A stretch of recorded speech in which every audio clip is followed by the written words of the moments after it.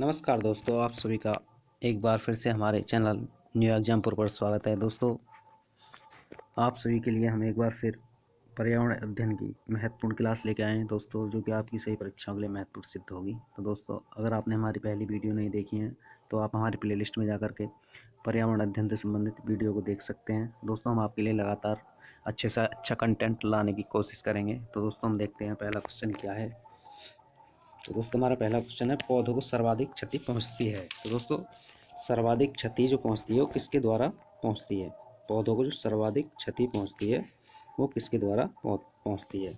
तो दोस्तों, आधी पत्तियों की क्षति करने से पहुंचेगी क्षति, या सभी पत्तियों की क्षति से सर्वाधिक क्षति होगी, या आधी शाखाओं की क्षति से सर्वाधिक क्षति होगी, या तनों की क्षति से सर्वाधिक क्षति होगी? तो दोस्तों बताइए, पौधे को जो सर्वाधिक क्षति पहुंचेगी वो किस कारण से सर्वाधिक पहुंचेगी?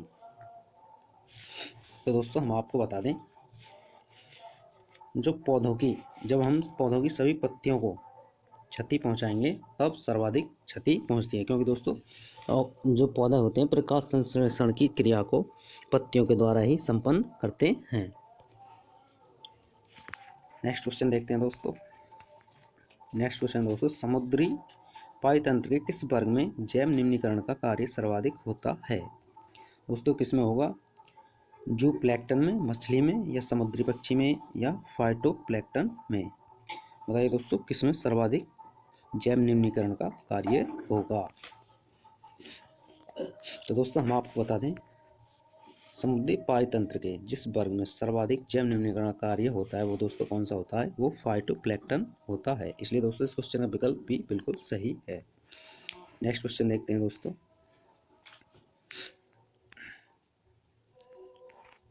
दोस्तों, ये पीडीएफ थोड़ी साफ नहीं दिखाई दे रही, इसलिए आप अपने मोबाइल की क्वालिटी बढ़ा करके देखें हमारी वीडियो को। देखते हैं दोस्तों, इस क्वेश्चन में क्या है। किसी समुद्री पारितंत्र की उत्पादकता में वृद्धि उसके जल के निचले स्तर से ऊपरी स्तर में आने के कारण होती है। जल के स्तर के नीचे से ऊपर आने की क्रिया उत्पादकता को बढ़ाने में निम्न रूप में सहायक होगी। बताइए दोस्तों, 3 कथन दिए हैं, किन कौन कौन से सही हैं? पहला है दोस्तों, अपघटक सूक्ष्म जीव का समुद्री सतह पर आना, या दूसरा है पोषक तत्वों का समुद्री सतह पर जमाव, या तीसरा है दोस्तों निचले स्तर के सूक्ष्म जीवों का ऊपरी स्तर पर आना। तो दोस्तों, इनमें से कौन कौन से कथन सत्य हैं? तो दोस्तों, हम आपको बता दें, इनमें सिर्फ और सिर्फ दूसरा कथन सत्य है, पोषक तत्वों का समुद्री सतह पर जमाव होना। नेक्स्ट क्वेश्चन देखते हैं दोस्तों। नेक्स्ट क्वेश्चन दोस्तों, हमारे पर्यावरण के अजैविक तत्व हैं। तो दोस्तों, हमारे पर्यावरण के अजैविक तत्व कौन से होंगे? जिनमें जीवन नहीं पाया है तो वो अजैविक तत्व कहलाते हैं। तो दोस्तों, पौधों में जीवन पाया जाता है, जानवरों में जीवन पाया जाता है, लेकिन वायु में नहीं पाया जाता। इसलिए दोस्तों, इस क्वेश्चन का विकल्प डी बिल्कुल सही है। नेक्स्ट क्वेश्चन दोस्तों, अंतरिक्ष यान में बनाया गया पारितंत्र होता है। तो दोस्तों, ये कैसा पारितंत्र होगा? स्वयं नियंत्रित पारितंत्र, या जलीय तंत्र, या कृत्रिम पारितंत्र, या अंतरिक्ष पारितंत्र? तो दोस्तों, सीधी सी बात है, जो पारितंत्र अंतरिक्ष में बनाया गया है उसको दोस्तों हम कैसा पारितंत्र कहेंगे? क्योंकि दोस्तों ये पारितंत्र मनुष्य के द्वारा बनाया गया, इसलिए इसको कृत्रिम पारितंत्र कहेंगे। नेक्स्ट क्वेश्चन देखते हैं। नेक्स्ट क्वेश्चन है दोस्तों, फाइटोन एक पद्धति है जिसके अंतर्गत कुछ कार्य होता है, वो देख लेते हैं क्या हो सकता है। तो दोस्तों, पहला विकल्प है, रोग मुक्त वातावरण में पौधों का विकास होता है। फाइटोन पद्धति के अंतर्गत, या विलुप्त प्राय पौधों का संरक्षण होता है, या दोस्तों नियंत्रित जलवायु दशा में पौधों का विकास होता है, या उत्परिवर्तन होता है। तो दोस्तों, हम आपको बता दें, जो फाइटोन पद्धति होती है उसके अंतर्गत नियंत्रित जलवायु दशाओं में पौधों का विकास होता है दोस्तों, इसलिए इस क्वेश्चन का विकल्प सी बिल्कुल सही है। नेक्स्ट क्वेश्चन देखते हैं। नेक्स्ट क्वेश्चन है दोस्तों, प्राकृतिक तंत्र के विकास की व्याख्या की जाती है। तो दोस्तों, प्राकृतिक तंत्र के विकास की व्याख्या कैसे की जाती है? तंत्र के कार्य प्रणाली के आधार पर, या उप विकास के आधार पर, या तंत्र के स्वयं संतुलित विकास के आधार पर? दोस्तों, प्राकृतिक तंत्र के विकास की व्याख्या किस आधार पर की जाती है? तो दोस्तों, ये की जाती है तंत्र के स्वयं संतुलित विकास के आधार पर। इसलिए दोस्तों, इस क्वेश्चन का विकल्प सी बिल्कुल सही है। नेक्स्ट क्वेश्चन देखते हैं। नेक्स्ट क्वेश्चन है दोस्तों, प्रकाश संश्लेषण की क्रिया के दौरान निम्नलिखित में से कौन सी गैस उत्सर्जित होती है? दोस्तों, ये क्वेश्चन फिर से रिपीट हो गया है। तो दोस्तों, कौन सी गैस उत्सर्जित होगी? जो हमें प्रोडक्ट के रूप में प्राप्त होती है, तो दोस्तों वो है ऑक्सीजन। कौन सी दोस्तों? ऑक्सीजन। जबकि कार्बन डाइऑक्साइड पौधे ग्रहण करते हैं। इसलिए दोस्तों इस क्वेश्चन का विकल्प ए बिल्कुल सही है। नेक्स्ट क्वेश्चन है दोस्तों,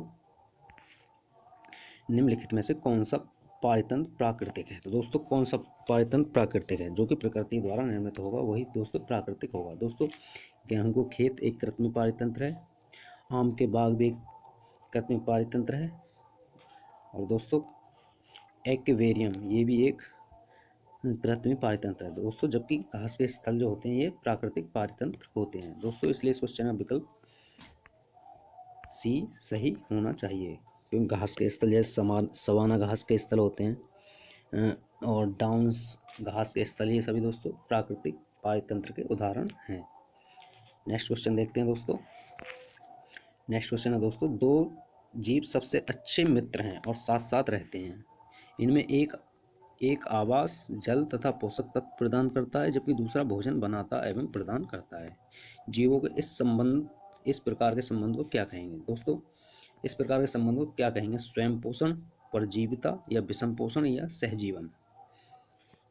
तो दोस्तों इस प्रकार के जो एक दूसरे के ऊपर संबंध वो पाई जाती है निर्भरता, तो दोस्तों ऐसे जीवन को हम सहजीवन की संज्ञा देंगे। नेक्स्ट क्वेश्चन देखते हैं दोस्तों। नेक्स्ट क्वेश्चन दोस्तों, वह स्थान जहाँ छोटे जंतु जैसे दीमक, मक्खी, केंचुए आदि उनके स्वभाव के अनुसार पाले जाते हैं, तो दोस्तों उसे कहते हैं। तो दोस्तों जहाँ पर दीमक, मक्खी, केंचुए आदि उनके स्वभाव के अनुसार पाले जाते हैं उसे क्या कहेंगे दोस्तों? जल जीवशाला, संग्रहालय, टेरेरियम, या वन। बताइए दोस्तों क्या कहेंगे? तो दोस्तों जहाँ पर दीमक, मक्खी, केंचुए इनको उनके स्वभाव के अनुसार पाला जाता है, तो दोस्तों ऐसे स्थान को टेरेरियम कहते हैं। नेक्स्ट क्वेश्चन दोस्तों, पारितंत्र का गतिक हृदय कहलाता है। तो दोस्तों पारितंत्र का गतिक हृदय क्या कहलाएगा? उत्पादक व ऊर्जा, या उपभोक्ता व खनिज चक्र, या उत्पादक व खनिज चक्र, या ऊर्जा प्रवाह व खनिज चक्र। दोस्तों पारितंत्र का गतिक हृदय कौन सा कहलाएगा? तो दोस्तों हम आपको बताएं, किसी पारितंत्र में जो ऊर्जा होती है वो मुख्य भूमिका निभाती है, और जो खनिज होते हैं उनका जो चक्रण होता है, ये दोनों मिलकर बहुत महत्वपूर्ण भूमिका निभाते हैं। इसलिए दोस्तों इस क्वेश्चन का विकल्प डी बिल्कुल सही है।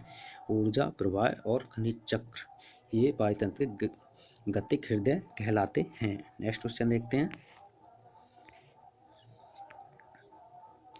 नेक्स्ट क्वेश्चन दोस्तों, महाद्वीपों के अंत स्थलों का वार्षिक ताप परिसर तटीय क्षेत्रों की अपेक्षा अधिक होता है, इसका क्या कारण है? तो दोस्तों भूमि और जल के बीच तापीय अंतर, महाद्वीपीय और महासागरों के बीच तुंगता में अंतर, अंत स्थलों में तेज पवनों की विद्यमानता, तटों की अपेक्षा अंत स्थलों में होने वाले भारी वर्षा।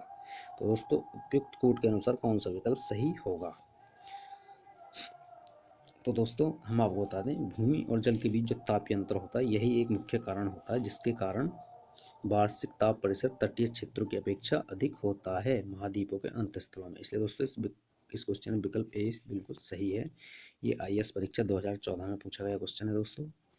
नेक्स्ट क्वेश्चन देखते हैं दोस्तों। नेक्स्ट क्वेश्चन है दोस्तों, चरम समुदाय यानी कि क्लाइमैक्स कम्युनिटी वाले प्रौढ़ पारिस्थितिक तंत्र की जातियों में विविधता अधिक होने के कारण प्राकृतिक पारिस्थितिक तंत्र में स्थिरता होती है। तो दोस्तों ये किस कारण से होती है? होम्योस्टेटिक क्रियाविधि में वृद्धि के कारण, या होम्योस्टेटिक क्रियाविधि में कमी के कारण, या होम्योस्टेटिक क्रिया में उदासीनता के कारण, या उपरोक्त सभी।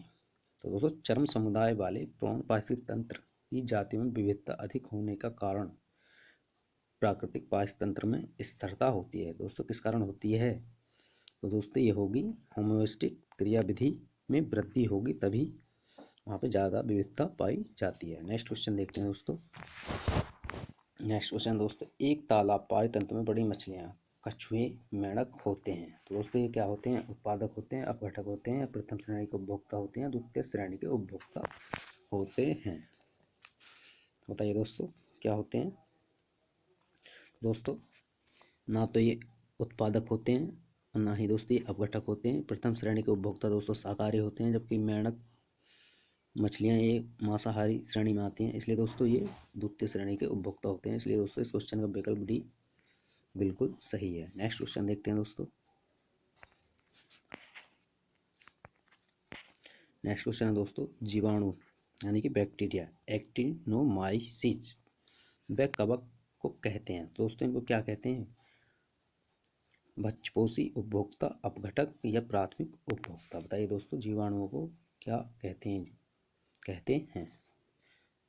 तो दोस्तों इनको प्राथमिक उपभोक्ता कहते हैं। क्या कहते हैं दोस्तों? इनको प्राथमिक उपभोक्ता कहते हैं। नेक्स्ट क्वेश्चन देखते हैं दोस्तों। नेक्स्ट क्वेश्चन है दोस्तों, जीवों के विकास यानी एवोल्यूशन के संदर्भ में निम्नलिखित में से कौन सा अनुक्रम सही है? तो दोस्तों यहाँ पर कुछ अनुक्रम दिए गए हैं, उनको देखते हैं। और जीवों की श्रेणी दी गई है, जैसे दोस्तों ऑक्टोपस, डॉल्फिन, शार्क।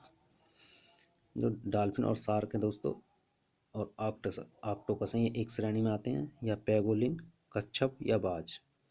सालामेंडर, अजगर, कंगारू, मेंढक, केकड़ा, झींगा। तो दोस्तों इसमें कौन सा विकल्प सही है जो कि जीवों के विकास के संदर्भ की एक श्रेणी अनुक्रम श्रेणी में आते हैं? तो दोस्तों हम आपको बता दें, सालामेंडर, अजगर और कंगारू ये एक श्रेणी में आते हैं, इसलिए दोस्तों इस क्वेश्चन का विकल्प सी बिल्कुल सही है। नेक्स्ट क्वेश्चन देखते हैं दोस्तों। नेक्स्ट क्वेश्चन है दोस्तों, पारित तंत्र उत्पादक के संदर्भ में समुद्री उत्पाद यानी अपवेलिंग क्षेत्र इसलिए महत्वपूर्ण है क्योंकि निम्नलिखित माध्यमों से समुद्री उत्पादकता बढ़ाते हैं। दोस्तों समुद्री उत्पादकता किन कारणों से बढ़ती है, ये देखते हैं। पहला दिया है अपघटक सूक्ष्म जीवों को सतह पर लाकर, या पोषकों को सतह पर लाकर, या अधस्थलीय जीवों को सतह पर लाकर। तो दोस्तों इनमें से कौन से कथन सत्य हैं? तो दोस्तों इनमें अपघटित सूक्ष्म जीवों को सतह पर लाकर, ये तो एकदम गलत है।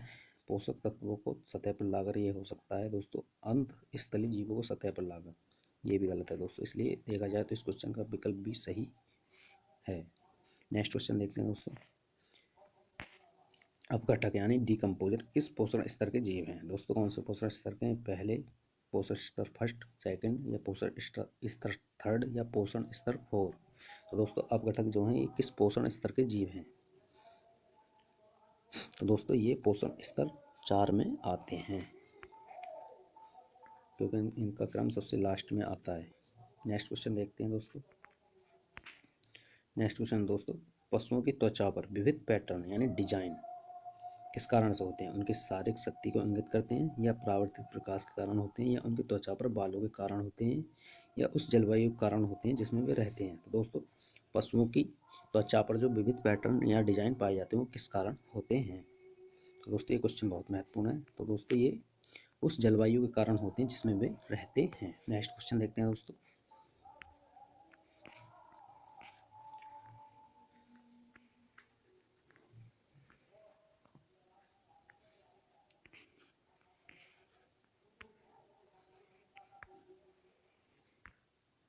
नेक्स्ट क्वेश्चन है दोस्तों, निम्नलिखित में से कौन सा सही सम्मिलित नहीं है?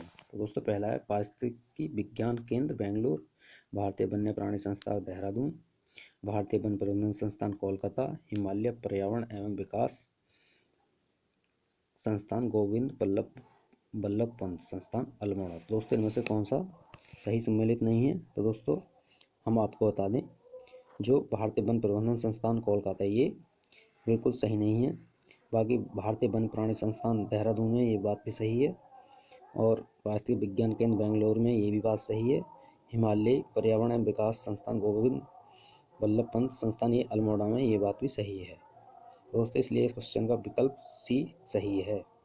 नेक्स्ट क्वेश्चन है दोस्तों, राष्ट्रीय पर्यावरण इंजीनियरिंग शोध संस्थान कहाँ स्थित है? तो दोस्तों ये कहाँ पर स्थित है? नागपुर में, लखनऊ में, पूना में, या नई दिल्ली में? तो दोस्तों ये कहाँ पर स्थित है? तो दोस्तों हम आपको बता दें, राष्ट्रीय पर्यावरण इंजीनियरिंग शोध संस्थान जो है दोस्तों यह नागपुर में स्थित है। कहाँ दोस्तों? नागपुर में। नेक्स्ट क्वेश्चन देखते हैं दोस्तों। नेक्स्ट क्वेश्चन दोस्तों, पारतंत्र में अजैविक व जैविक घटकों के मध्य की योजना कड़ी है। तो दोस्तों ये कौन सी होगी, ये भी देख लेते हैं दोस्तों। विकल्प ए दिया, स्थायी अवस्था, खाद्य जाल, या जैव संरचना, या पोषण रीति।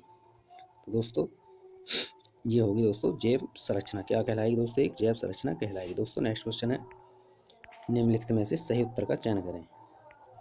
दोस्तों ये सूची 1 दी है, सूची 2 दी है, जिसमें एक में दोस्तों वृक्ष वितान दिया है, अपघटक दिए हैं, हुमस दिए हैं, स्याही दिए हैं। इनका दोस्तों मिलान करना है। तो दोस्तों देखते हैं इसमें कौन सा मिलान सही बैठेगा। तो दोस्तों जो वृक्ष वितान होते हैं उनको बड़े वृक्ष की शाखा कहते हैं, और दोस्तों जो अपघटक होते हैं ये सूक्ष्म जीव होते हैं। और दोस्तों जो ह्यूमस होते हैं ये दोस्तों पादपों और पेड़ों के जंतुओं के मृत ऊतकों को खाते हैं, इसलिए दोस्तों ह्यूमस पादपों और जंतुओं के मृत ऊतक होते हैं। दोस्तों बचा लास्ट यानी शाही, दोस्तों एक जंगली जंतु है दोस्तों, इसलिए इस क्वेश्चन का विकल्प बी बिल्कुल सही है दोस्तों। अगर आपको हमारी वीडियो पसंद आई हो तो प्लीज़ लाइक शेयर और कमेंट करें दोस्तों। अब ये वीडियो यहीं पर समाप्त होती है, आगे भी हम अच्छे अच्छे महत्वपूर्ण क्वेश्चनों की वीडियो लाते रहेंगे, तो दोस्तों हमारे साथ लगातार बने रहें, जिससे आपका अधिक से अधिक ज्ञान बढ़ सके। तो दोस्तों आपका बहुत बहुत धन्यवाद। जय हिंद, जय भारत।